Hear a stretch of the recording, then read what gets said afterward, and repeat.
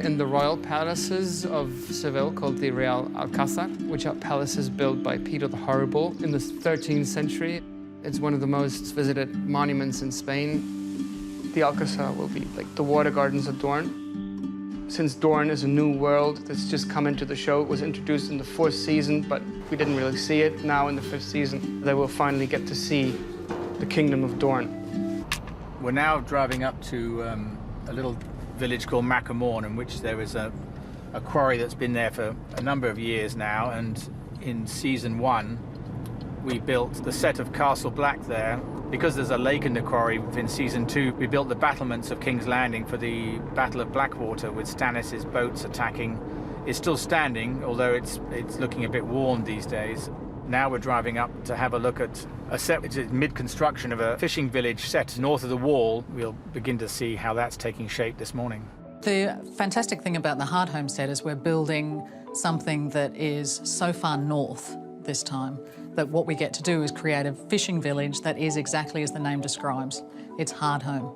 What we've been doing both in concepts and in models is looking at the location out in Macamorn and created what we need for the action, which is a longhouse in which a lot of action takes place. And then we have the landing area, which we're able to use the lake that exists in Macamorn. And so through having those sort of necessary requirements, we can then build this sort of tent city that will be created out there. We've got Lena Headey and Jonathan Pryce today. We're shooting a scene here from episode 3, which is what we're calling the soup kitchen, which is a kind of rundown area of behind the Sept of Baelor. And it's a scene where Cersei is looking to have a conversation with a High Sparrow, who is a whole new character. We've got a beautiful courtyard, which is actually a former convent, and we are disguising it with a lot of awnings and a lot of ground cover on the floor.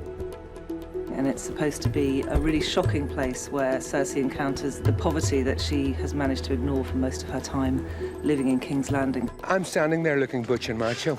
I do a lot of that. Can you show us what just that about. is? That's it. There's no That's it. jiggling? No, that's it. If I jiggle, I sound like Jingle Bells, so I can't actually move. I'm not allowed to move. I have to stand still.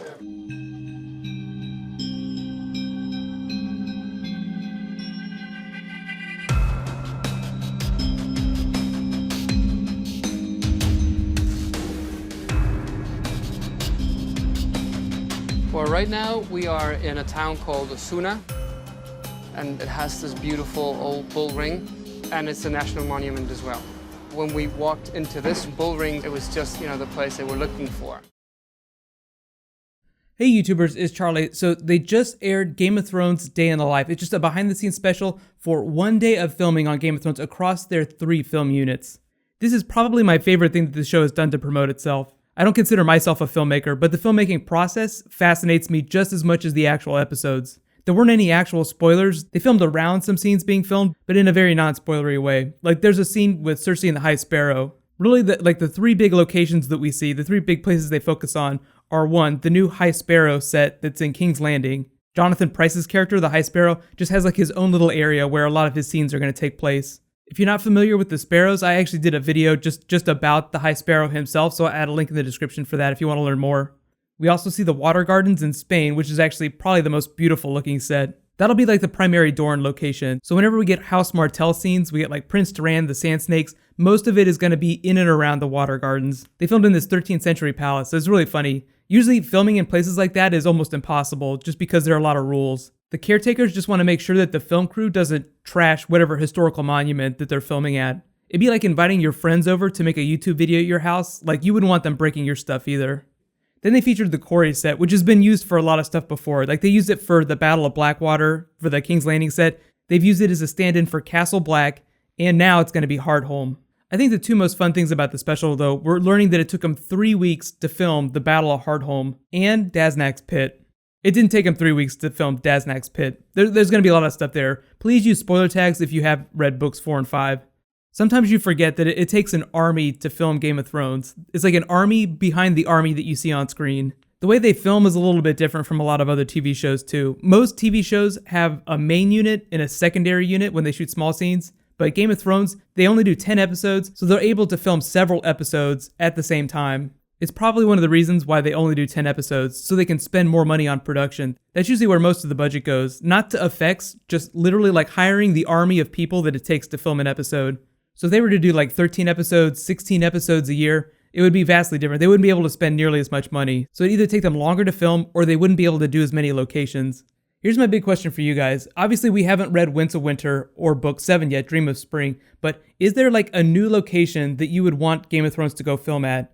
I think maybe like the Chinese Imperial City. That would be really interesting. I don't think that there's been a whole lot of sets that look like they would be Chinese in the story so far. So, I mean, we'll have to see where George R. R. Martin takes the story. You have to remember that even though they're filming a lot of different cities like Bravos, Dorne, they still don't go to too many places. Spain was really like the one new place that they went to film. But regardless of where scenes take place in the world of Game of Thrones, like on the map, they film a lot of stuff in the same places, like Croatia, Ireland, and Spain. Ireland is just where they film all this stuff in the north.